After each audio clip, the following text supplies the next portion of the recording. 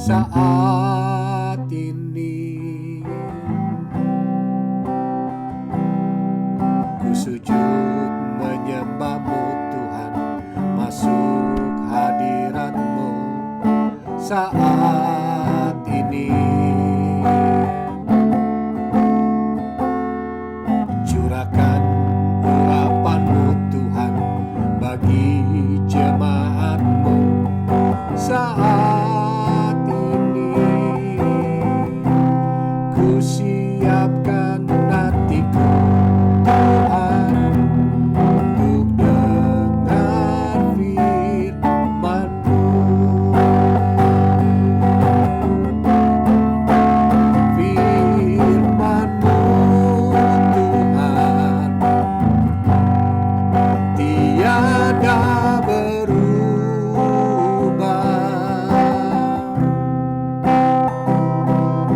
Dahulu, sekarang, selama-lamanya tiada berubah.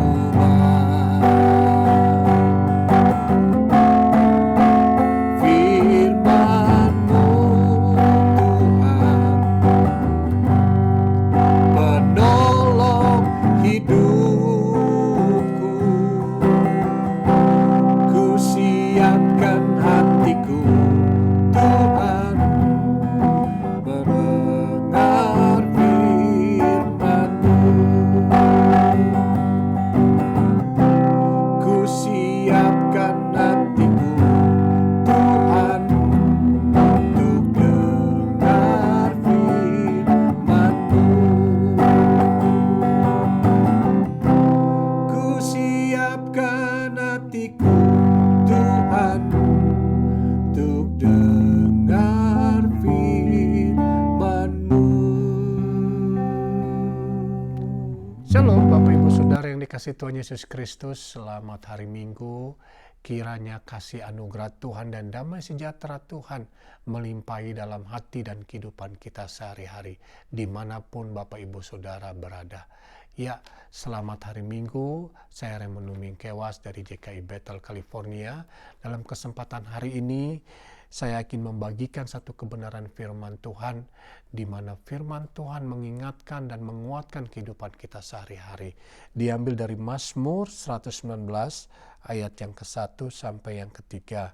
Mazmur 119 ayat 1 sampai 3 yang berbunyi demikian. Berbahagialah orang-orang yang hidupnya tidak bercela, yang hidup menurut Taurat Tuhan. Berbahagialah orang-orang yang memegang peringatan-peringatannya, yang mencari Dia dengan segenap hati, yang juga tidak melakukan kejahatan, tetapi yang hidup menurut jalan-jalan yang ditunjukkannya. Amin. Berbahagialah orang yang mendengar firman Tuhan dan melakukannya. Bapak Ibu Saudara, firman Tuhan mengatakan di sini dikatakan berbahagialah orang yang hidupnya menurut Taurat firman Tuhan. Firman Tuhan ini, dengan kata lain Alkitab, isi Alkitab ini adalah firman Tuhan itu sendiri. Di seluruh dunia dan bagi anak-anak Tuhan, Alkitab ini adalah Alkitab yang paling terlaris. Bagi anak-anak Tuhan, bagi orang Kristen, satu keluarga pasti punya namanya Alkitab ya. Tapi bagaimana dengan kehidupan kita sehari-hari terhadap Alkitab ini, terhadap firman Tuhan ini? Apakah kita mempunyai satu keinginan, satu kerinduan seperti Daud ini? Ada kehausan, ada kerinduan untuk merenungkan firman Tuhan, menjadi pimpinan untuk jalan-jalan kehidupannya. Begitu juga dengan kita, apakah kita mempunyai pandangan hidup kita ini sesuai dengan Alkitab ini. Bapak Ibu Saudara, Alkitab ini semakin kita banyak baca Alkitab, bukan saja menambah pengetahuan tentang Tuhan, tentang kehendaknya, tentang apa yang Dia inginkan, tetapi Bapak Ibu Saudara, pada saat kita membaca firman Tuhan, itu akan mengubah hidup kita. Itu penting Bapak Ibu Saudara. Banyak anak-anak Tuhan membaca Alkitab, tahu ayat-ayat Alkitab, mengetahui tentang firman Tuhan, tetapi tidak dilakukan, tidak berbuah apa-apa. Akhirnya tidak mempunyai buah. Tapi firman Tuhan mengajarkan buat kita bukan saja mendengar firman Tuhan, tapi melakukan firman Tuhan. Bapak, Ibu, Saudara, itulah yang harus kita lakukan. Karena firman Tuhan ini bukan saja mengandung janji-janji Tuhan, tetapi mengandung bimbingan, pimpinan, supaya kita hidup serupa seperti Yesus Kristus. Itulah tugas pilihan kita, tugas yang diberikan kepada Tuhan setelah kita diselamatkan oleh kasih karunia Tuhan. Supaya kita berjalan, bertumbuh, berbuah menjadi seperti Yesus Kristus. Itu yang dikehendaki buat anak-anaknya. Jadi sekali lagi Bapak Ibu Saudara yang dikasihi Tuhan Yesus Kristus, kiranya firman Tuhan ini ada satu kerinduan dalam kehidupan kita. Kita mau melakukan, kita mendengarkan perintah-perintahnya. Dalam Mazmur 119 ayat 105 dikatakan, firman-Mu adalah pelita bagi kakiku dan terang bagi jalanku. Mazmur 119 ayat 105 dikatakan, firman-Mu adalah pelita bagi kakiku dan terang bagi jalanku. Lihat Bapak Ibu Saudara, firman Tuhan bukan saja berisi janji-janji Tuhan tentang berkat-berkat Tuhan, tapi firman Tuhan adalah satu terang di dalam kehidupan dunia ini yang sudah gelap. Dengan kata lain, terang ini menerangin kita untuk kita meninggalkan kegelapan di dalam dunia ini. Di 2 Timotius 3 ayat 16 ayat 17, 2 Timotius 3 ayat 16 ayat 17 dikatakan, segala tulisan yang diilhamkan Allah memang bermanfaat untuk mengajar, untuk menyatakan kesalahan, untuk memperbaiki kelakuan, dan untuk mendidik orang dalam kebenaran. Ayat 17, dengan demikian tiap-tiap manusia kepunyaan Allah diperlengkapi untuk setiap perbuatan baik.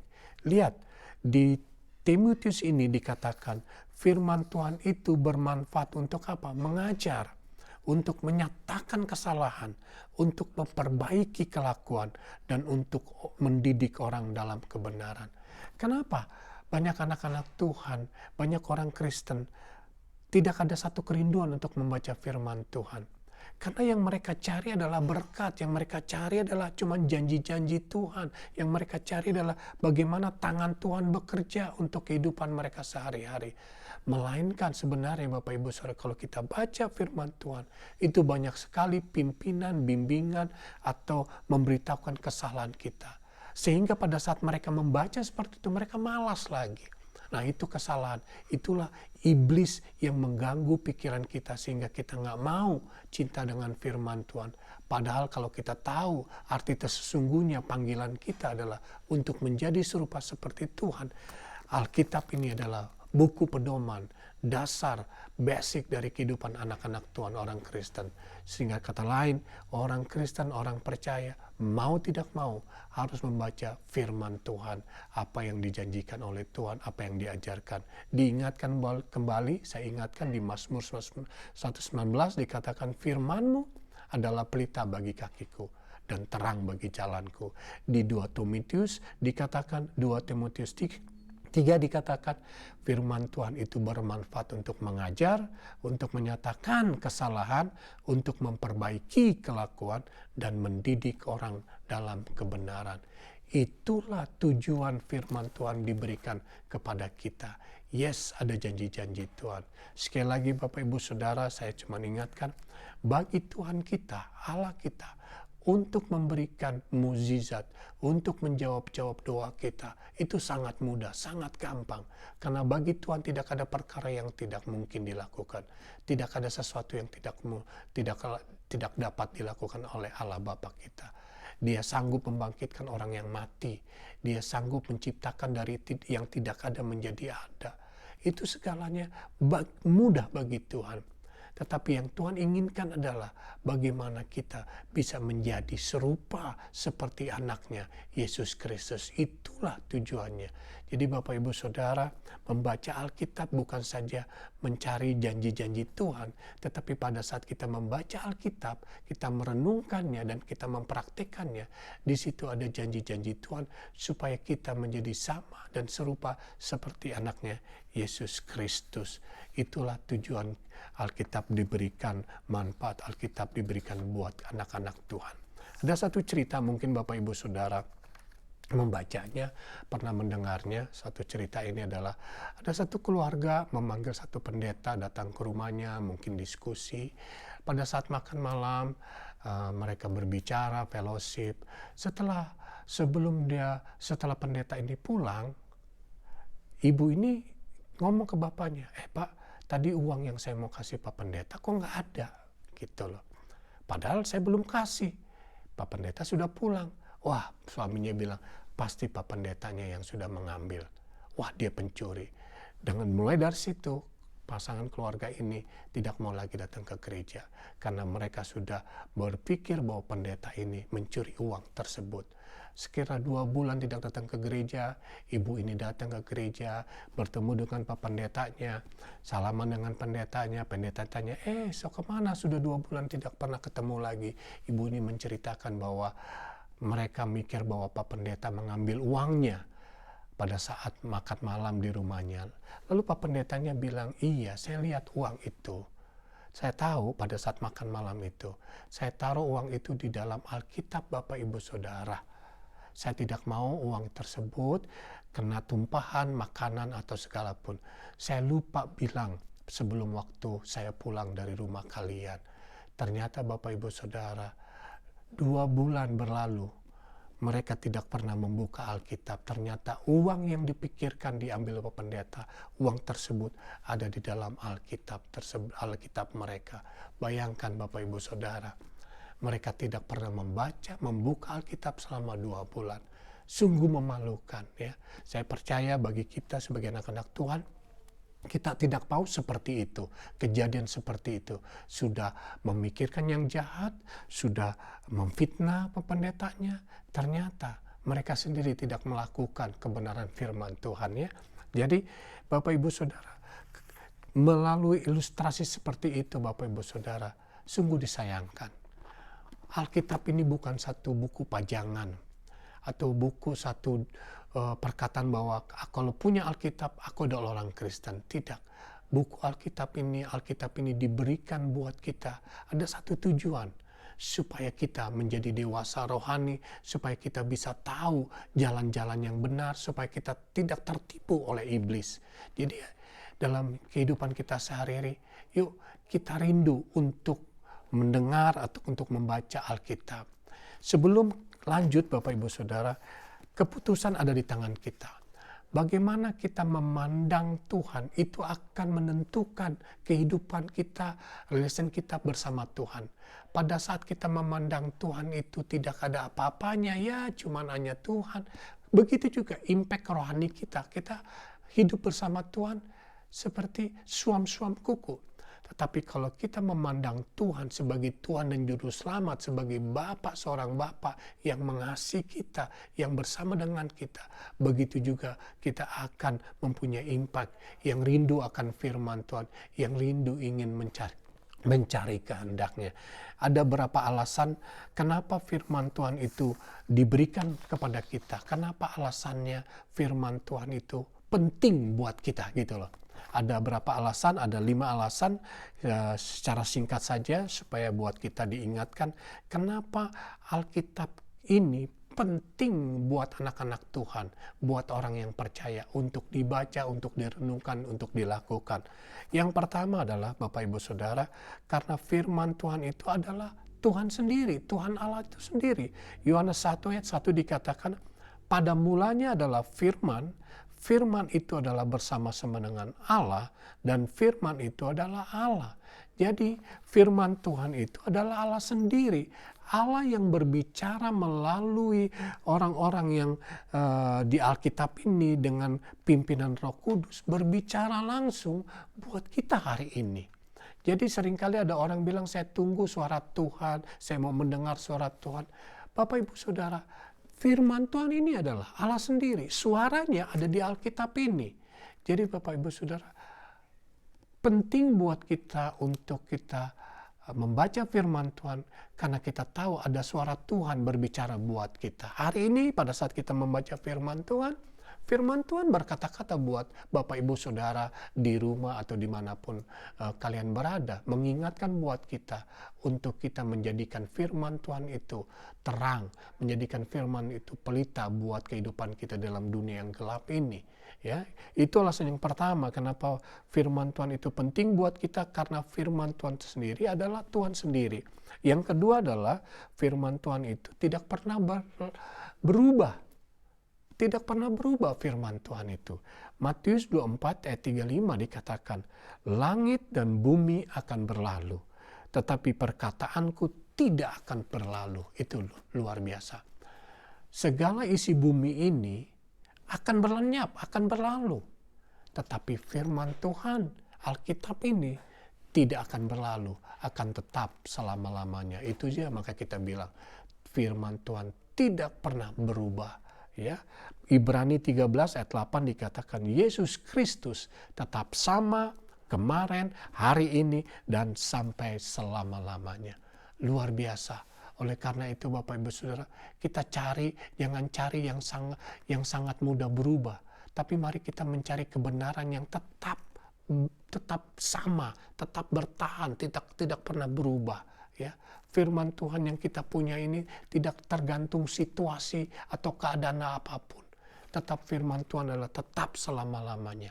Pegang kebenaran firman Tuhan. Yang ketiga adalah sebab firman Allah hidup dan kuat. Nah, Ibrani 4 ayat 12. Kenapa firman Tuhan itu penting? Karena firman Tuhan itu hidup. Tulisan ini memang mati, Bapak Ibu Saudara. Tulisan-tulisan ini mati, tetapi ada Roh Allah yang menghidupkan firman Tuhan ini. Asal kita mau membuka hati, melakukannya, mendengar suara pimpinan Roh Kudus, dan firman yang kita baca itu hidup dan dikatakan kuat dan lebih tajam dari pedang bermata dua manapun. Ia menusuk amat sampai memisahkan jiwa dan roh, sendi-sendi dan sumsum. Ia sanggup membedakan pertimbangan dan pikiran hati kita. Luar biasa. Firman Tuhan ini gak mati Bapak Ibu Saudara, tapi hidup pada saat kita membaca. Ada kekuatan, ada sukacita, ada pengharapan, ada damai pada saat kita membaca dan mendengar firman Tuhan. Dan firman Tuhan juga tadi di 2 Timotius 3 kan, pada saat membaca firman Tuhan ada bimbingan, ada menyatakan kesalahan. Disitulah kekuatannya. Ya, jadi firman Tuhan itu hidup dan kuat. Jadi 3 alasan tadi. Yang pertama saya sebutkan karena firman Tuhan itu adalah Allah sendiri. Yang kedua adalah firman Tuhan tidak berubah. Yang ketiga adalah firman Tuhan itu hidup. Yang berikutnya adalah yang keempat adalah kenapa firman Tuhan itu penting buat kita. Seperti tadi alasan ketiga bahwa firman Tuhan itu hidup. Karena hidup, firman Tuhan mengatakan, Matius 4 dikatakan, Yesus mengatakan buat kita, ada tertulis, manusia hidup bukan dari roti saja, tetapi dari setiap firman yang keluar dari mulut Allah. Luar biasa. Yang ketiga alasan tadi dikatakan firman Tuhan itu hidup. Yang keempat alasannya, Yesus mengatakan manusia hidup bukan dari roti saja, tetapi dari firman yang keluar dari mulut Allah. Luar biasa. Jadi firman Tuhan itu penting dalam kehidupan kita karena dia hidup dan mempunyai kuasa dalam firman Tuhan ini. Tuhan Yesus mengingatkan manusia hidup bukan dari roti saja, tetapi mendasarkan dari kebenaran-kebenaran firman Tuhan yang kita baca, yang kita imani, yang kita yakinin, dan kita praktekkan. Sehingga kita bisa dapat hidup yang ada penuh sukacita, penuh ada damai sejahtera, penuh ada pengharapan dan kekuatan di dalam Yesus Kristus. Jadi jangan cari janji-janjinya saja, tapi carilah apa yang Tuhan inginkan dalam hidup kita, supaya kita bisa menjadi sama seperti Dia. Yang terakhir adalah kenapa Alkitab ini penting dalam kehidupan kita, karena setelah tadi yang keempat manusia hidup bukan dari roti saja tetapi dari firman yang keluar, berarti yang kelima yang terakhir firman Tuhan ini adalah penuh kuasa. Yesaya 55 ayat 11 dikatakan, Yesaya 55 ayat 11 dikatakan, demikian juga firmanku yang keluar dari mulutku, ia tidak akan kembali kepadaku dengan sia-sia, tetapi akan mengerjakan apa yang aku maksudkan dan akan berhasil dalam apa yang kuperintahkan kepadanya. Lihat Bapak Ibu Saudara, Yesaya 55 ayat 11 mengatakan, firman yang keluar dari mulutku tidak akan pernah kembali dengan sia-sia. Jadi ada kuasa dalam firman Tuhan. Pada saat kita baca firman Tuhan, pada saat kita lihat janji-janjinya, pada saat kita baca bahwa ada pengharapan, ada kehidupan dalam firman Tuhan, percayalah Tuhan akan melakukannya. Karena Tuhan bukan Tuhan yang berubah, bukan Tuhan yang berdusta, tetapi Tuhan yang setia terhadap firman-Nya. Dia pasti melakukannya. Luar biasa. Jadi Bapak Ibu Saudara, saya harapkan juga, Tuhan harapkan juga bahwa kita mau rindu kepada perintahnya, pada peringatan-peringatannya. Seperti Mazmur tadi mengatakan, berbagailah orang yang hidupnya menurut firman Tuhan. Kiranya Bapak Ibu Saudara, di renungan singkat ini mengenai firman Tuhan, kita bisa melihat kembali bahwa kita punya Alkitab ini, buku Alkitab ini penting buat kita. Kita baca, kita renungkan, dan kita praktekkan. Sehingga kita kehidupan mempunyai ada damai sejahtera, ada sukacita, dan ada kemenangan dalam kehidupan kita sehari-hari. Kiranya Tuhan Yesus memberkati kita semua. Haleluya. Amin.